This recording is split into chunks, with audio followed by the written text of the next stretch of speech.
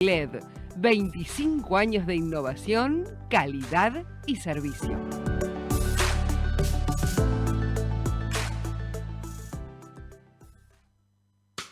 ¿Sabés por dónde pasa la movida cultural hoy? En el corazón de Villa Crespo. Doble sentido. Doble sentido. Bar cultural. Con visión de triple impacto. Cervecería artesanal, cafetería y pastelería. Un multiespacio lleno de arte para disfrutar con todos los sentidos. Date una vuelta por Doble Sentido, Bar Cultural, Loyola 788, Villa Crespo. ¡Abracadabra! ¡Que la página se haga ya! ¡Shu, shu, shu! Y no ve. Ni con magia se puede hacer una página en solo 5 días a un precio tan accesible. Eso podría hacerlo alguien con un don muy especial. Para poder diseñar, programar y estar en la red con tu página web en solo 5 días y a un precio inigualable, se necesita contar con DonWeb. Entra a donweb.com y entérate cómo obtener tu página en solo 5 días a un precio más que razonable. donweb.com. El don de hacer posible lo imposible.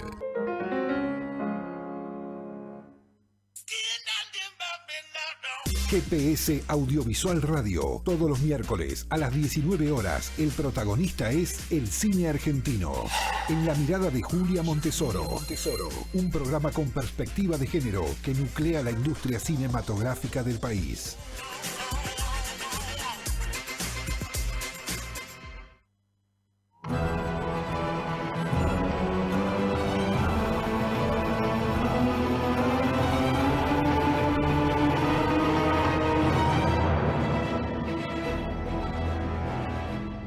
Argentino no volverá a ser el que es hasta ahora. Nosotros, desde GPS Audiovisual, en este 2025, más que nunca, seguimos apostando por la cultura como pilar fundamental de una sociedad.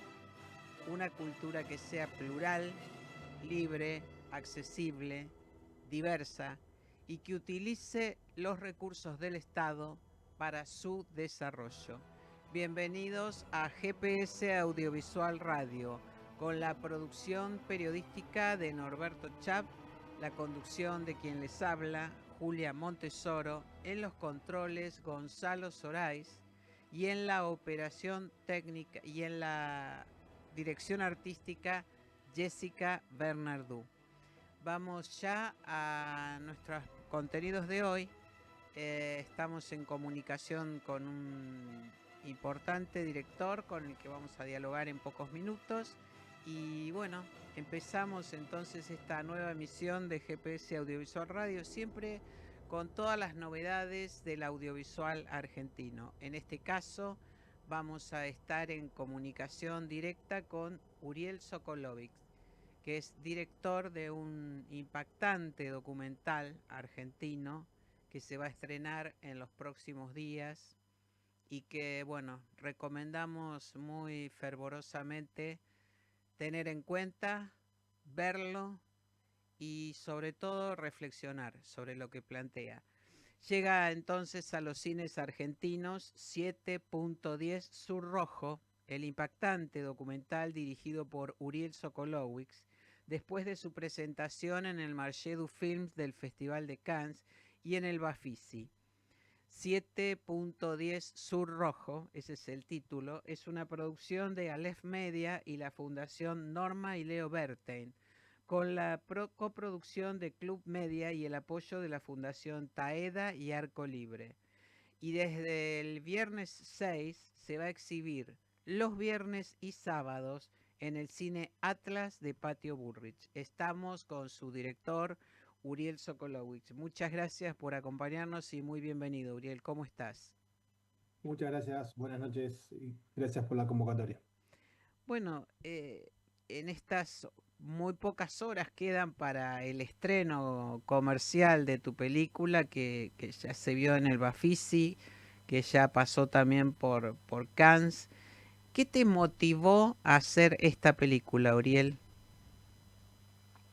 Bueno, lo primero que podría decir es que en realidad uno podría pensar que es ajeno a esta realidad de lo que pasó entre Israel el 7 de octubre y Palestina y Gaza, pero y por lo cual buscar una razón por la cual a uno lo motivó. Pero yo creo que es algo que tenemos bastante presentes, en el sentido que Argentina ha sido un país que ha sufrido dos atentados enormes en su historia, Ujú. a la Embajada de Israel y a la AMIA, Sí, donde las víctimas no solo han sido gente de la comunidad judía argentina, sino gente, ciudadanos argentinos, o que pasaban por el lugar o que trabajaban en las instituciones sin así pertenecer a la es. comunidad judía.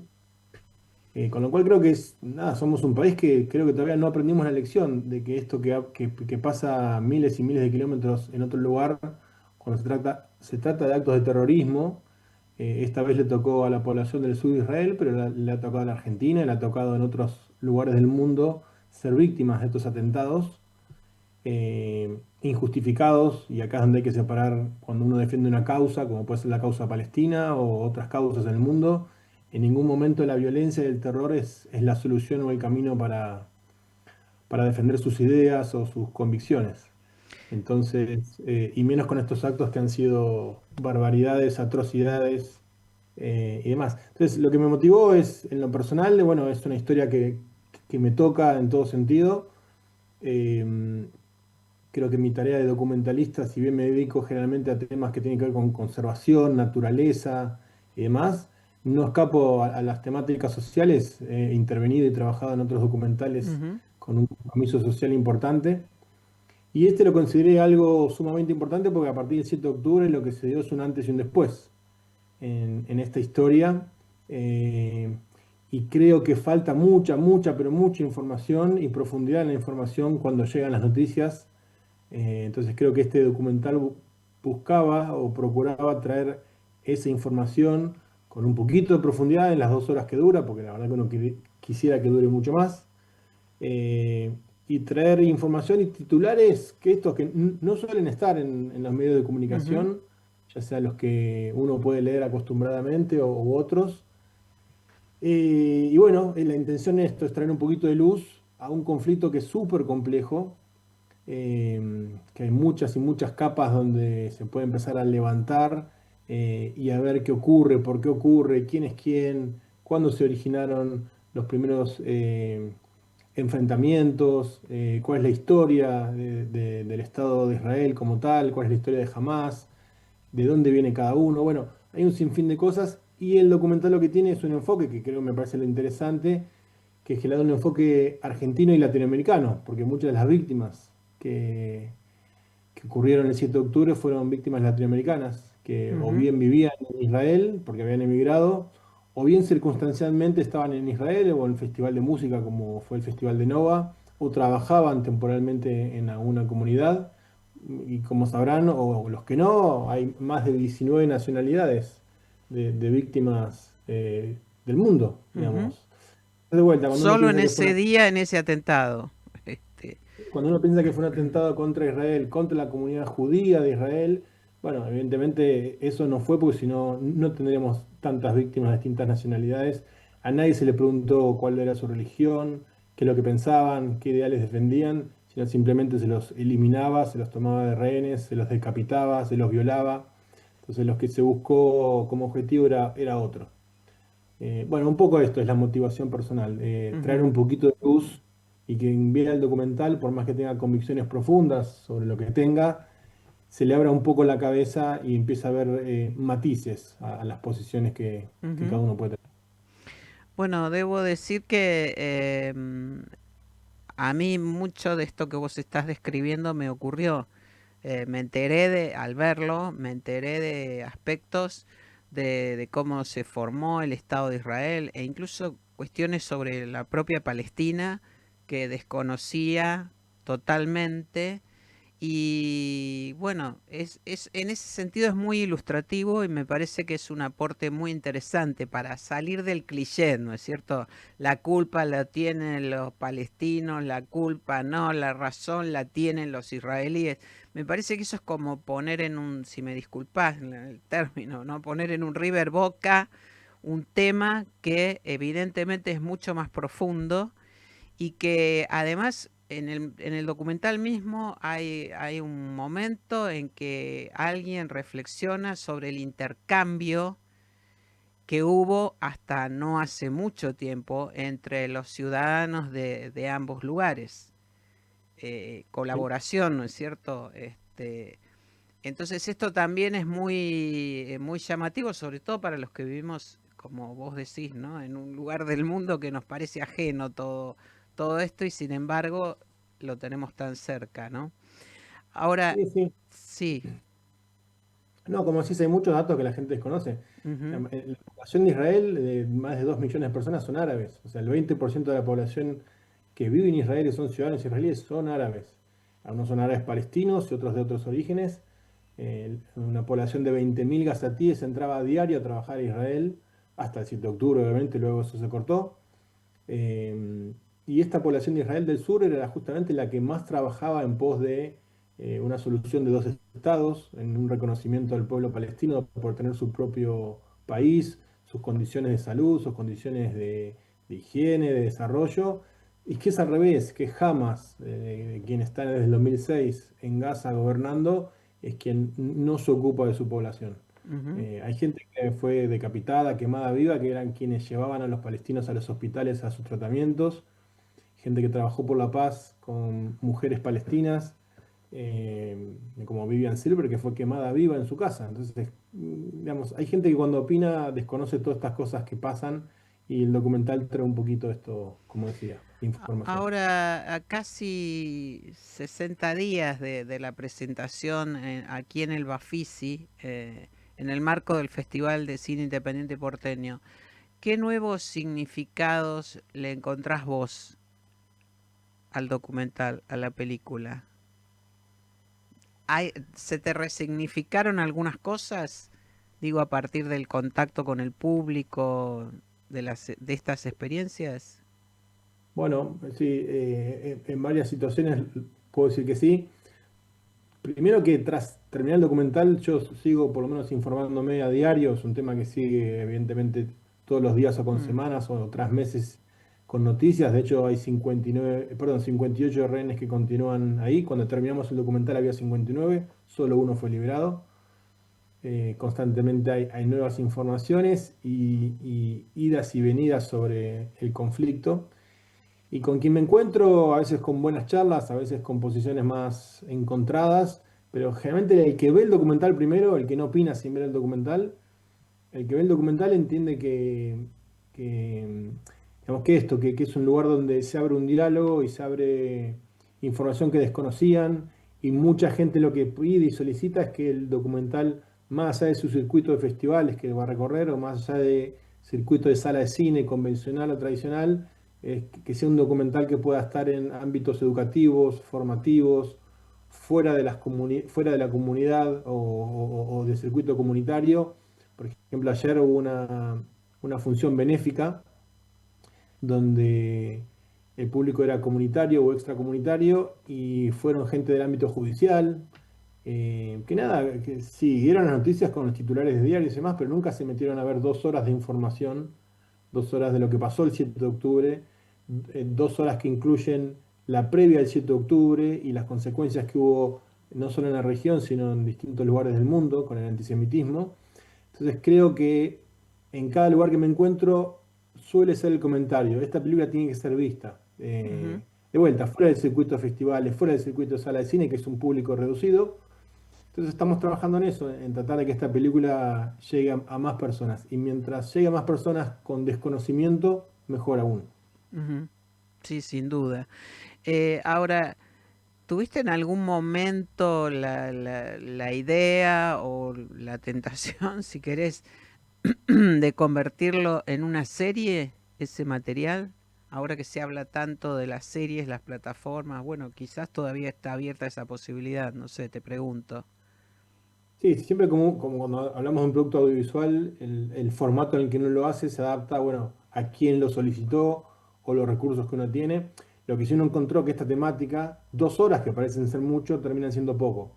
Mm, Cuando uno abarca un tema, vos que has visto el documental, nosotros usamos el recurso de placas informativas, porque constantemente cuando alguien menciona una palabra, ya esa palabra capaz que ese término es desconocido para la gente y hay que explicarlo.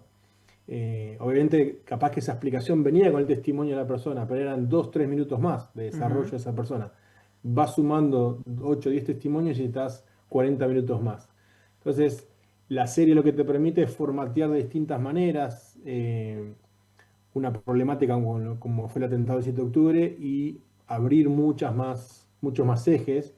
Pero bueno, ahora justamente estamos en el proceso inverso, que esta película dure media hora menos y que tenga formato de televisión, Ajá, para que pueda claro. intentar entrar en un circuito de televisión abierta, porque muchos dicen, bueno, 2 horas no se ajusta a mi formato del hueco para pasarlo.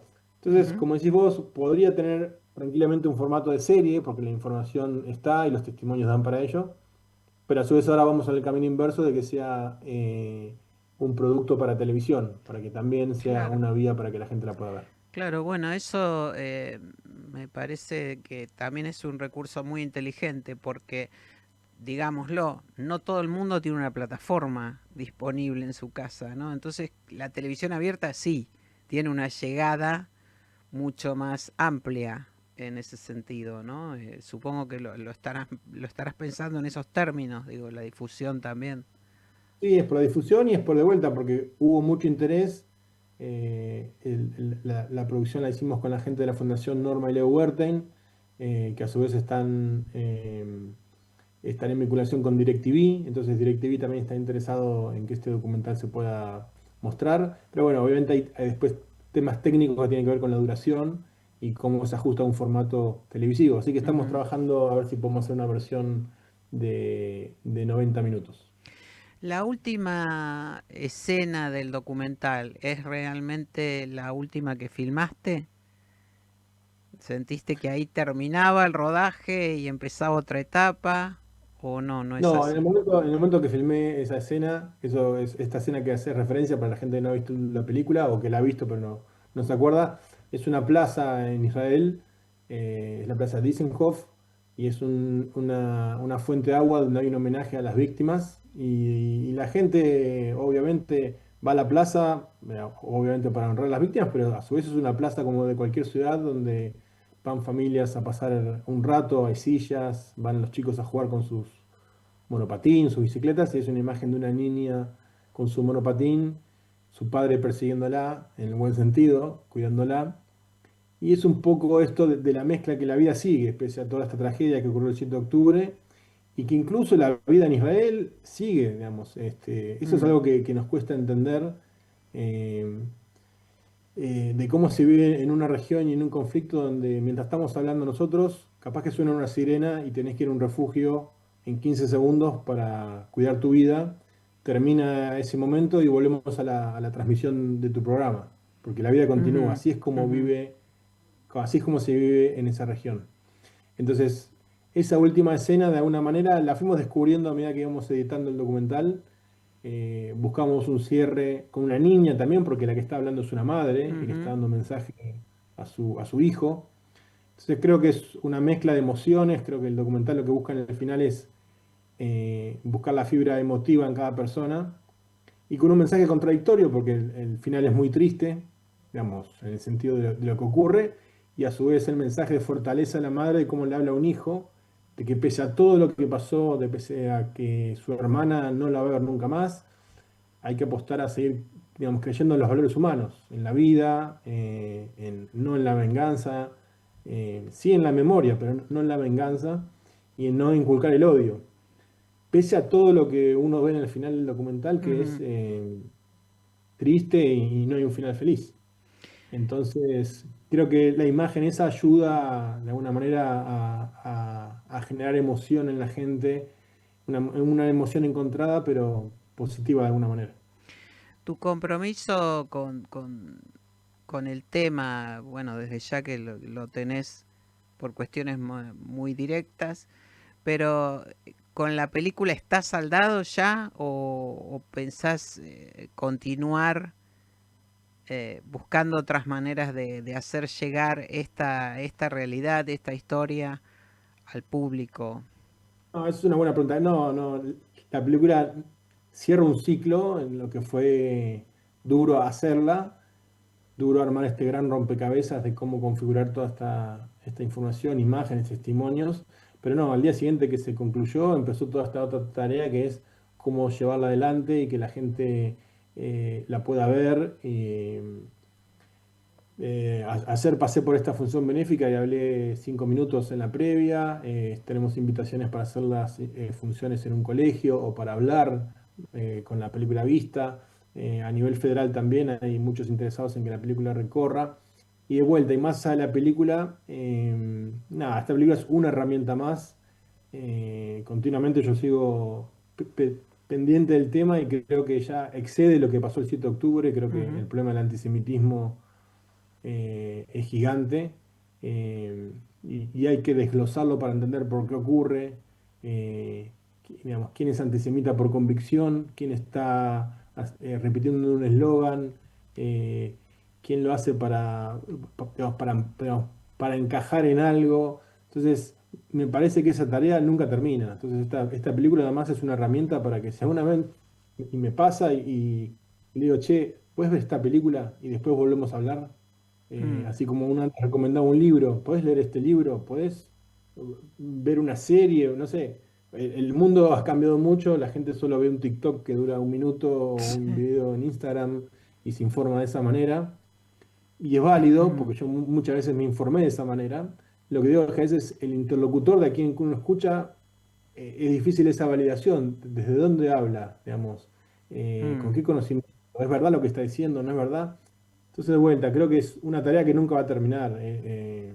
Y sobre todo el 7 de octubre, creo que lo que provocó, lamentablemente, es que, ojalá que me equivoque, que se necesiten varias generaciones para volver a un punto anterior al 7 de octubre, en donde ya sea el que sea antisemita vuelva a entender o vea razones equivocadas por lo cual tiene su postura, o la población israelí, o la población que ha sufrido esto y no es israelí, deje pasar tiempo para sanar y para confiar de vuelta en su vecino, confiar de vuelta en alguien que le dice que lo quiere destruir. Entonces me parece que de vuelta el 7 de octubre fue un antes y un después, y remarca más que el trabajo que uno puede hacer en su círculo o a través de esta película que trasciende el círculo cercano, no termina nunca. Es algo que uno va a continuamente forjar en la medida que uno pueda. Ujú. Bueno, quizás resulte prematuro, pero ¿estás trabajando en otro documental, en el tema? ¿Pensás otras aristas del tema para realizar otro documental? No, en otro documental de esta temática no. Eh, Me parece que el documental lo que tiene que sí necesita mucho es que se le dedique tiempo para, de vuelta, que tenga divulgación. Entonces, más que pensar en un nuevo documental sobre esta temática, es que es una especie de un hijo que uno creó, tenga una maduración y un recorrido que haga valer todo ese esfuerzo que se hizo. Ujú. Entonces, creo que está ahí. No quita que a futuro, dentro de poco, uno pueda pensar, sí, en un momento lo que barajamos, y que tiene que ver con esto que te digo del antisemitismo y algunas de las razones por las cuales se esgrime ese antisemitismo, es en un documental que hable de las raíces del pueblo judío sobre la tierra de Israel, Ujú. que es una de las principales causas cuando uno habla con gente, decir, bueno, no, pero es un pueblo colonial que está en un lugar que no le pertenece, están Mm. en Palestina. Y bueno, obviamente el documental, como ya sabes, explica esto, pero es un documental que netamente hable de este origen del pueblo hebreo en Israel, del pueblo judío, y que es con pruebas arqueológicas, pruebas irrefutables, pruebas, obviamente la Biblia lo dice, Mm. documentos, canciones, eh, los templos construidos. O sea, si ya nos remitimos a la ciencia, lo que es la arqueología y los estudios, hay pruebas, digamos, más que fehacientes de que es un pueblo que pertenece a ese territorio. Y Ujú. eso no quita que los pueblos también tengan pertenencia ahí. Entonces justamente volvemos a lo mismo, es que cada pueblo Claro, pueda tener su estado o su representación, pero eso no significa eliminar al otro. Entonces, exactamente, un exactamente. documental, un documental que deje eso bien plasmado, sin hacer referencia al 7 de octubre, sin hacer referencia a un conflicto, pero el que lo quiera ver y con testimonios de arqueólogos, yo suelo trabajar mucho con arqueólogos acá en Argentina, arqueólogos que tienen que ver con otra temática, pero a raíz del documental sí hablé con arqueólogos de Israel y me pareció fascinante todo lo que han hecho, lo que hay y que de vuelta la gente desconoce. Cuando dice, bueno, que en vez de haberse instalado en Israel, se hubiesen instalado en Australia o en la Patagonia Argentina, y decís, pero ¿cómo? Sí. O sea, si cada pueblo es, digamos, pertenece a la región donde se forjó, ¿por qué se tienen que ir a otro lugar? Entonces, bueno, creo que un documental de ese sí estamos trabajando a largo plazo, pero creo que sería muy interesante tenerlo. Bueno, por ahora lo interesante y lo diría imprescindible de ver es 7.10 Sur Rojo, este documental que, bueno, rescata, si cabe la palabra, el atentado ocurrido en Israel el 7 de octubre de 2023 y que no habla solamente de eso. Como acabamos de escuchar a su director, Uriel Sokolovic, habla de un tema muy vigente, lamentablemente muy vigente en este momento en el mundo y que a nosotros también nos toca de cerca. La violencia, la no comprensión del otro, ¿no? Del que tenemos enfrente, al lado, a un costado. Uriel, muchísimas gracias por este contacto y bueno, recordamos entonces que la película va a estar a partir del viernes 6, todos los viernes y domingos de junio en la sala Atlas del Patio Bullrich, iniciando Así es. un periplo de presentaciones y festivales. Muchísimas gracias, un abrazo. No, eso es el tiempo y el espacio. Buenas noches. Seguimos en GPS Audiovisual Radio. ¿Qué podemos hacer con lo que pasó el 7 de octubre? ¿Qué lecciones podemos aprender? A las 6:30 de la mañana empiezo a sentir ruido. Una visión que uno no la podía creer. I understood something very bad is happening, but I don't have a weapon. Papá, entrar en el refugio. Los terroristas empezaron a dispararnos a nosotros. Yo empecé a correr. יש פה מישהו עם סימן חיים! שייתן לנו סימן חיים!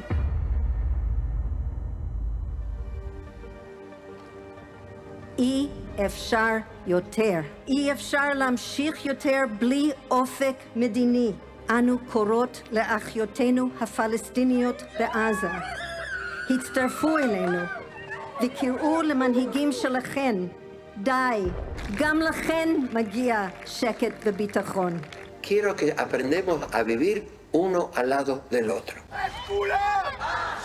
Yo luché en la Primera Guerra del Líbano, mi hijo luchó en la Segunda Guerra del Líbano y mi nieto que tiene 5 está destinado a seguir luchando a menos que cortemos este círculo vicioso.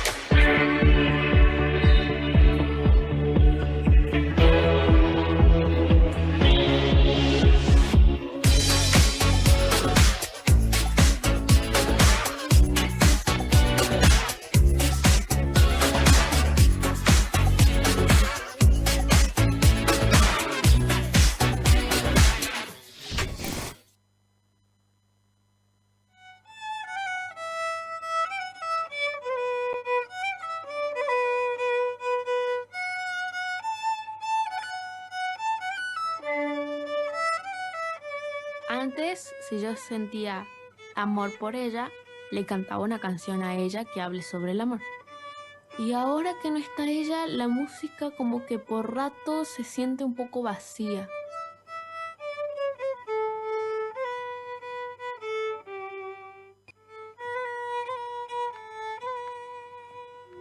Como el viento el momento, con el viento el momento. El momento, un momento.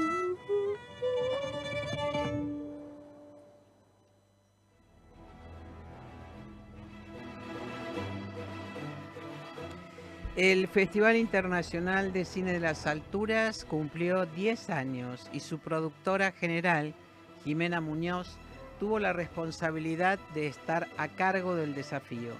La muestra, que como cada año pone en valor el cine andino de los 7 países que integran la región, finalizó hace 2 fines de semana. Y en la hora del balance estamos entonces nuevamente con Jimena Muñoz, quien habíamos tenido justamente antes de comenzar esta 10ª edición del Festival de Cine de las Alturas. Entonces ella nos había contado, bueno, qué estaban preparando para estos 10 años. Ahora entonces vamos a saber qué pasó con el Festival de Cine de las Alturas, qué convocatoria tuvo, qué ocurrió con el público y con estas cinematografías que ofrece un festival único en su tipo, con un tipo de producción, valga la redundancia, que no se puede ver en otros espacios y que, bueno, el festival entonces se ocupa de darle visibilidad a esta cinematografía en la que también está incluida Argentina, por supuesto. Estamos entonces con Jimena Muñoz, la productora general del Festival de Cine de las Alturas. Hola Jimena, bienvenida, ¿cómo estás?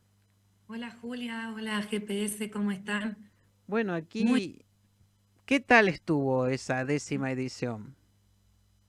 Y estuvo perfecta, se podría decir que con 10 años nos volvimos unos expertices en lo que respecta a la exhibición, y esta 10ª edición nos salió exquisita.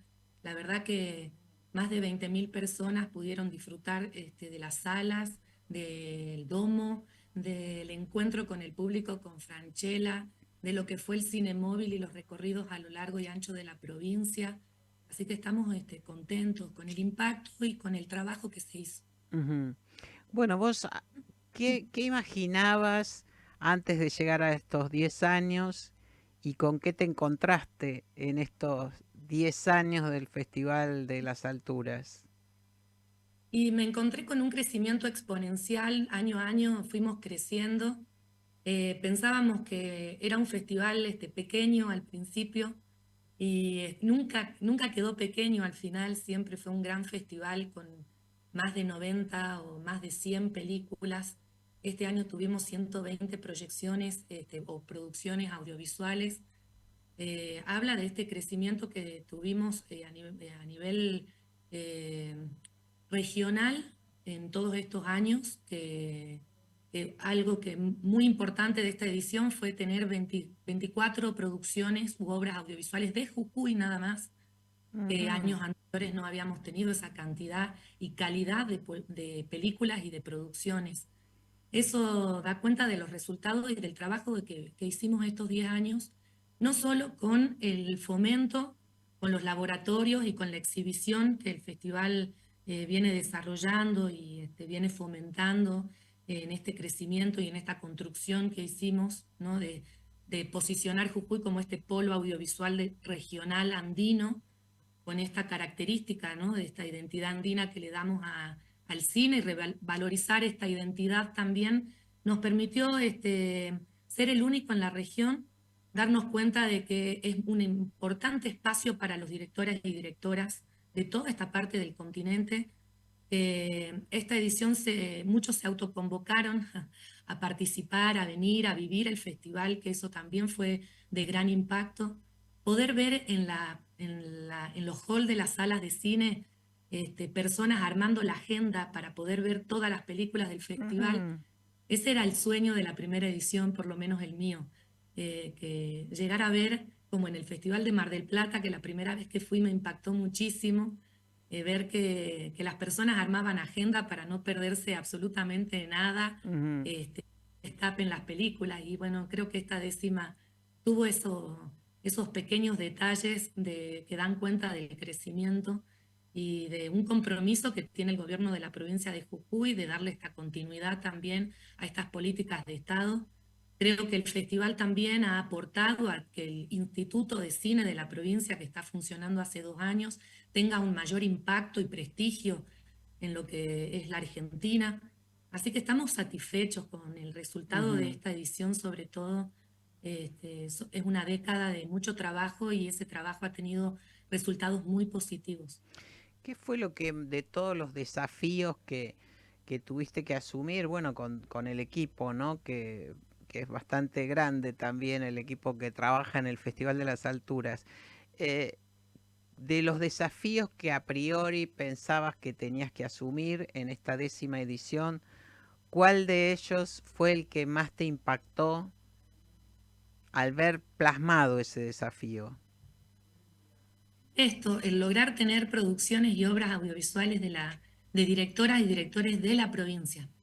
Y eso es de gran impacto. Si bien el año pasado ya tuvimos en competencia documentales en la 9ª edición y ganadores incluso de esa edición, este año se destacó por la cantidad de obras audiovisuales de jujeños y jujeñas que tienen que ver con este desafío que nos planteamos hace 2 o 3 años atrás con el instituto, de generar un área de fomento para poder ver estas obras audiovisuales en nuestra pantalla y en esta pata exhibidora que es el festival. ¿Y la gente qué devolución hace? El público, ¿qué devolución les hizo respecto de...? Porque eso también es la vida, el corazón de un festival, ¿no? ¿Qué pasa en las salas? ¿Cómo responde el público? Y este año nos quedó mucha gente afuera de las pelis y de las salas. Y con ganas de volver a ver la película. Que eso, bueno, para nosotros es positivo, para la gente fue negativo no poder entrar a ver las películas a sala llena, quedaba mucha gente afuera y para ellos fue súper negativo porque no pudieron entrar a ver las películas. Para nosotros era positivo porque daba cuenta de que realmente hay un interés, que Jujuy se ha apropiado de lo que es este festival. Además de eso, hemos recibido múltiples declaraciones de interés de distintos organismos del gobierno y de la provincia por lo que contribuye este festival en cuanto a lo que es la información y la exhibición de estos contenidos, tanto ambientales como educativos, como culturales. También nos dio el impacto y el interés de este público que ya se apoderó del festival y que cuando no puede entrar a la sala nos lo hacen saber. Bueno, crecieron, háganse cargo, diría yo. Van a tener que seguir agrandándose. Vamos a tener que seguir inaugurando espacios también en el interior, porque creo que el desafío que le queda a este festival es llegar mucho más allá. Salir un poco de la capital, que es donde contamos con las salas comerciales, y en el interior, bueno, habilitamos sedes, pero creo que hacen falta muchas más todavía. Y bueno, con la clausura del festival, con los premios, ¿no es cierto? La entrega de premios, ese fue el comienzo de la edición 2026. Ya hay ahí una semilla, un germen de lo que están pensando para el próximo año. Ya estamos un poco que trabajando, en medio que estamos con las rendiciones. Uno piensa lo que va a ser la 11ª edición del festival y optimizar, por supuesto, año a año los recursos con los que contamos y empezar a buscar el acompañamiento del privado también para que el festival no baje la calidad y que podamos seguir expandiéndonos también en la provincia. Bueno, lanzado entonces otro desafío, Jimena Muñoz, productora general del Festival de Cine de las Alturas, que acaba de cumplir 10 años y va por más. Muchísimas gracias por este contacto. Te mando un abrazo muy fuerte. Muchas gracias a ustedes. Abrazo fuerte para vos y Norberto. Gracias. Gracias. Seguimos en GPS Audiovisual Radio.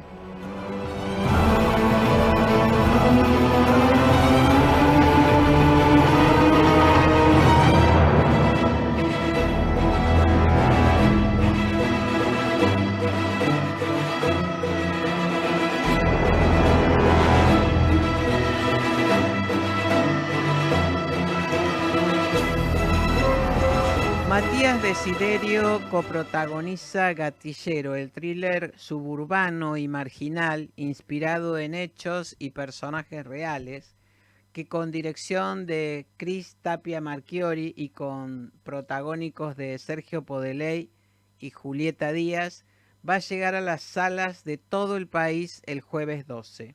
Estamos con Matías Desiderio, él en Estados Unidos, nosotros aquí en Buenos Aires. Muchas gracias por acompañarnos, Matías, bienvenido. Gracias por invitarme.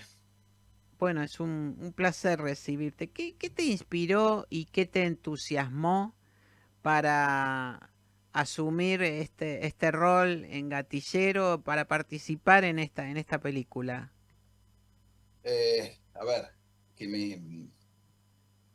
yo lo conozco a Cris, no, la vida nos presentó hace muchos años atrás, en otros proyectos, los cuales él no estaba dirigiendo, pero sí estaba trabajando, entonces generamos una buena amistad y también un concepto similar de lo que tiene que ver con el trabajo y los proyectos y demás, y cuando vino con esta idea, leí el guión, me pareció fantástico, no solamente el guión, sino esto de hacer una película en plano secuencia, ¿no? Y a nivel humano también, querer trabajar con él, querer colaborar, siempre es una gran noticia poder participar de cualquier guión y componer un personaje para uno. Entonces, ha sido no he pensado demasiado. Cuando lo escuché contar la historia, él es una persona muy pasional, de dónde venía, lo que él quería contar, de la manera que lo contaba, la lógica de los personajes y del guión, y repito, esta manera tan especial de hacer una película. Todos sabemos lo difícil que es hacer un plano secuencia, más aún una película entera, así que no tuve más que decir que, por supuesto, iba a ser uno de los soldados de su ejército y bueno, muy feliz de haber participado y de haber visto el producto final que nos sentimos todos muy orgullosos. Así es. Bueno, ¿y qué relación tenías vos con este mundo marginal, suburbano que describe Gatillero, ¿no? ¿Qué referentes utilizaste para componer a Lalo, tu personaje? Sí, vos sabés que yo siempre, a mí no me gusta verme a mí en pantalla. Esto quiere decir de que no quiero verlo a Matías, al actor. Entonces, desde ese lugar siempre trato de componer personajes que se alejen. Creo que trato humildemente de hacer eso. Entonces, cada proyecto es un desafío de componer un tipo diferente, ¿no? Un ser humano diferente desde lo visual, desde lo físico, desde el comportamiento y demás. Entonces, hicimos todo un trabajo con la gente de maquillaje. Yo le propuse que el personaje tenga la cara llena de cicatrices, porque, bueno, es un personaje que en la historia debe de intimidar. Entonces, primero arranqué por su aspecto. Y bueno, Cris rápidamente me dio el ok, gracias a Dios, y confió en mí, en decir, bueno, si él quiere cicatrices, vamos a probarle cicatrices. Me había aventurado a querer que el tipo tenga un ojo de vidrio, pero lo probamos y ya era un poco medio demasiado. Entonces hubo toda una búsqueda de componer este Lalo, ¿no? Este tipo, este villano, entre comillas.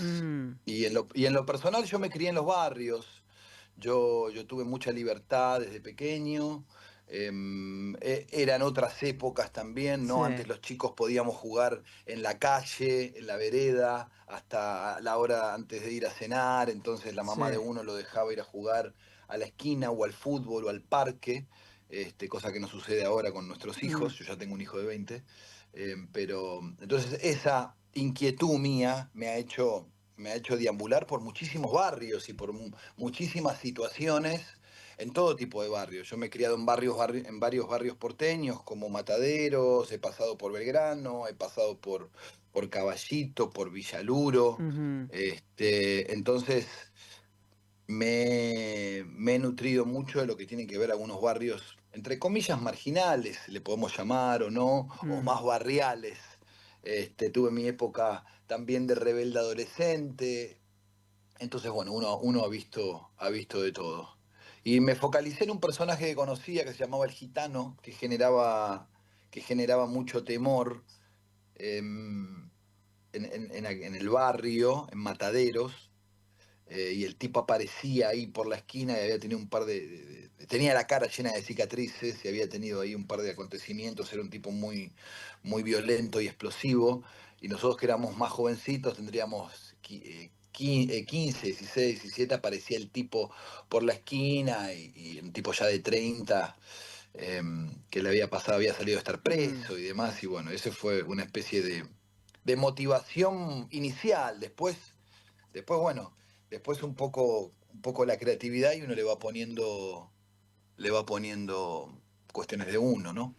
Sí, ahora, este Lalo, por otra parte, cierto, inspira cierto temor, respeto entre entre quienes lo rodean, ¿no? Es una especie de líder de esta banda también.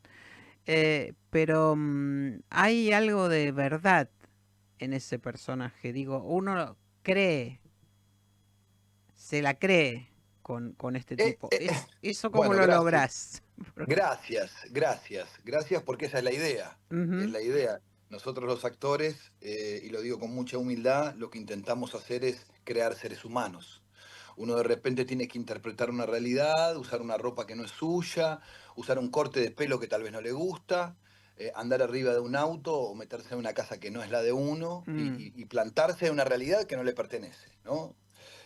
Porque uno no es eso. Entonces, eh, es un grado de locura.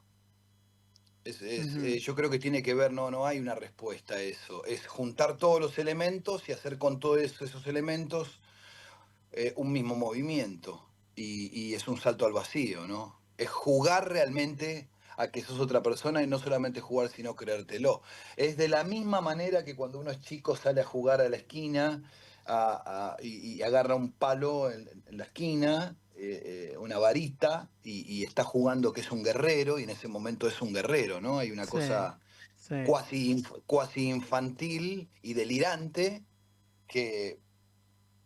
bueno, que de libertad, que genera que tal vez un momento pueda ser real, o por lo menos real para los demás. Yo necesito creérmelo yo para que ustedes lo crean. Entonces, me parece que viene desde ese lado, ¿no? Es, es eso, sí. Es ¿Qué? algo así. Esa pregunta es interesante porque no hay respuesta. ¿Cómo uno logra Ajá, eso? Lo que sabe es que se ajá. tira a la pileta, después vamos a ver cómo uno cae. ¿Y cómo fue el trabajo en ese sentido con el director, con Cris Tapia Marchiori? Más allá de que ustedes se conocían, había un vínculo previo, el deseo de trabajar juntos, por lo menos tuyo hacia él, pero ya en el set y teniendo en cuenta las características además de este rodaje, ¿no? La historia, contémosle a la audiencia, transcurre en una noche, está filmada en ese barrio, no, es el único escenario, digamos, donde transcurre todo, pero además con esta característica, ¿no? De los planos secuencia, que es que la acción ocurre, dicho así muy groseramente, la acción transcurre dentro de la escena, de esa escena que se está filmando, no es que hay cortes.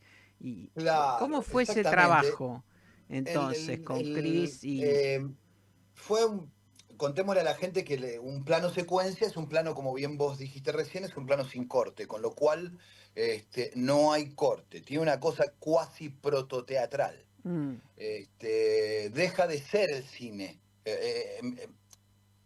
Digo, mi experiencia por momentos sentía que estaba haciendo cine y por momentos me olvidaba que estaba haciendo cine, mm, porque el cine una de las características es el corte, es la elipsis. Un tipo sale de la casa y ya lo vemos entrando a la casa de la novia. En sí. este caso es en tiempo real.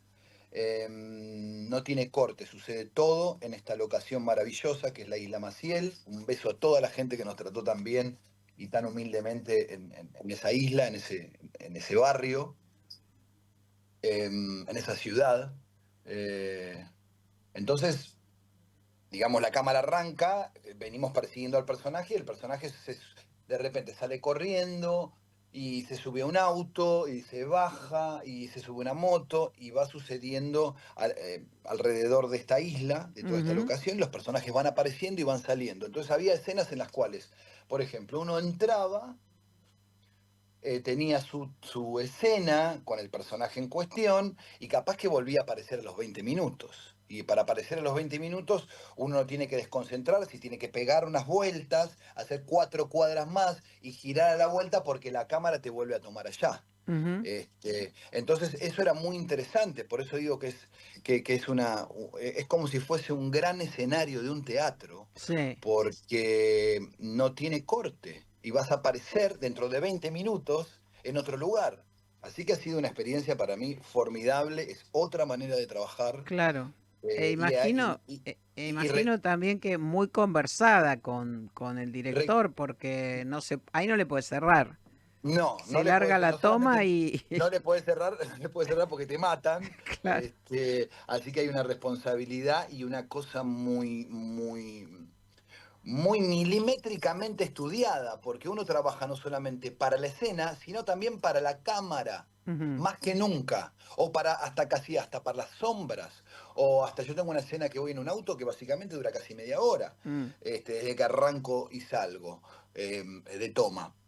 Entonces, imagínate, desde la velocidad, en la coordinación con el cámara y todo el equipo que viene atrás apoyando, desde la velocidad a no pasarse o no saltar de más una cuneta para que la cámara no tiemble y no se arruine la toma, desde eso hasta también lo dramático. Por eso fue muy importante el ensayo previamente, para entender muy bien la escena, muy bien los diálogos, para estar no solamente en el trabajo de uno, sino en los compañeros, por si pasa que un compañero se cae, uno lo puede levantar con una palabra, con un latiguillo, todos teniendo en cuenta que lo que hay que sostener es la escena, la dramaturgia de la escena, el tono de la escena, y que cualquiera de los compañeros puede llegar a flaquear o puede llegar a, no sé, a trastabillar de cualquier manera, y estamos todos para resolver esa situación. No solamente los actores, sino también el cámara. Es una situación, es un trabajo en conjunto más que nunca. Bueno, por eso te lo preguntaba, porque hablando esto que mencionabas antes, ¿no? De la búsqueda de la verosimilitud, de que el personaje sea creíble, pero además en un contexto donde no puedes desconcentrarte. No puedes desconcentrarte. De ninguna manera.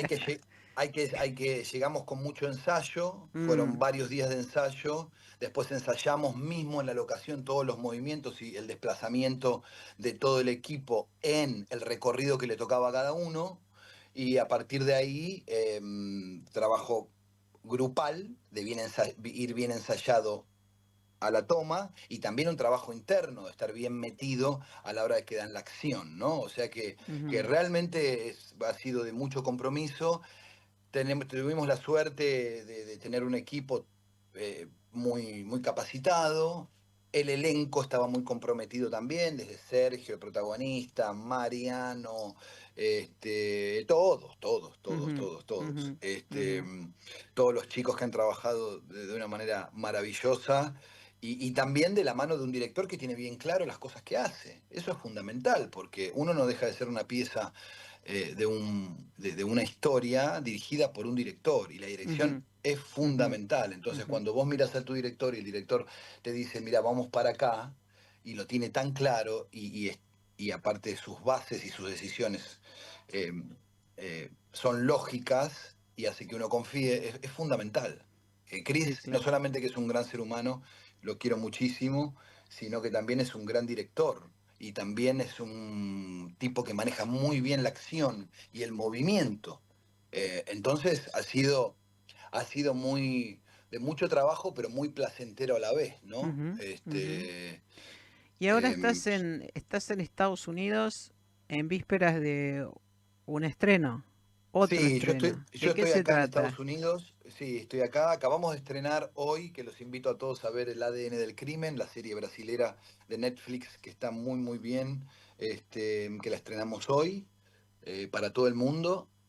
Y este sábado estrena una película acá en Los Ángeles que se llama Harbor Street, con el famoso Danny Trejo, Machete, No sé si lo tienen, si lo tenés, el mexicano legendario de las películas americanas con sus bigotes y su pelo largo y su machete, así que hemos hecho una película hace un año en la cual tuve la suerte de interpretar a su hijo y también hacer un personaje que habla en inglés, que viene del este de Los Ángeles, un chicano expresidiario, y bueno, y toda la problemática de estas familias en estos barrios con respecto al delito y la venta de drogas y la discriminación y la manera de subsistir en esos momentos, ¿no? Así que nada, muy, muy agradecido por el momento de poder estar acá estrenando y con ganas de ver a ver qué pasa con Gatillero en la Argentina, ¿no? ¿Qué va a pasar?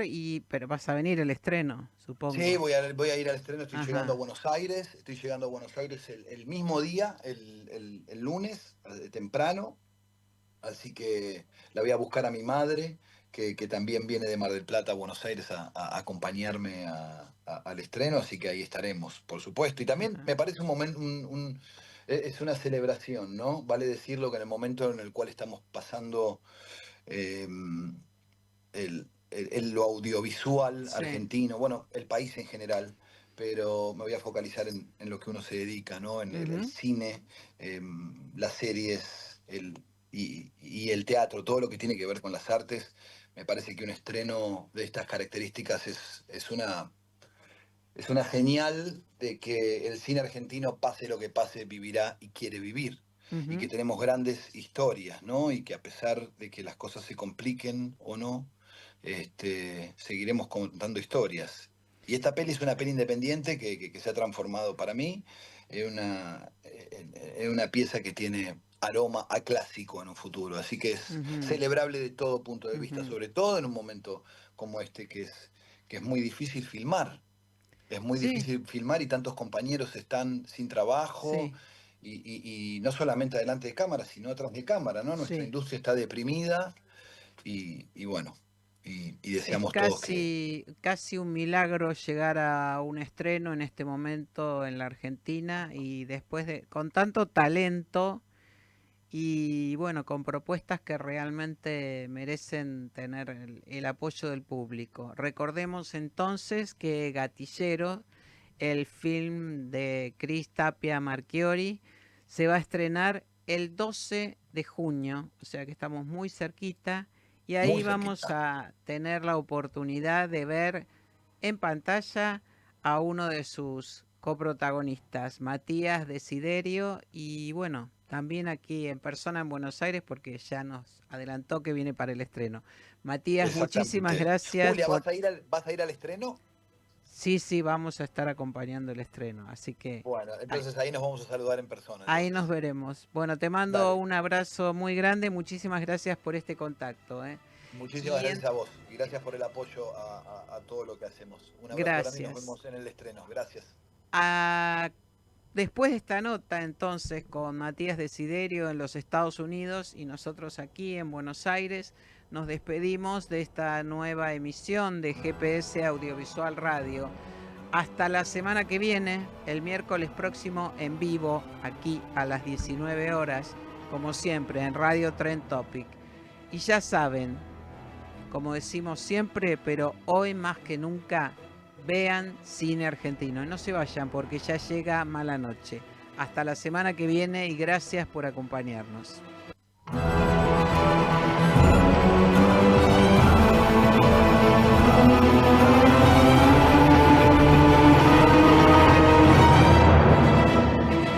Esto fue GPS Audiovisual Radio.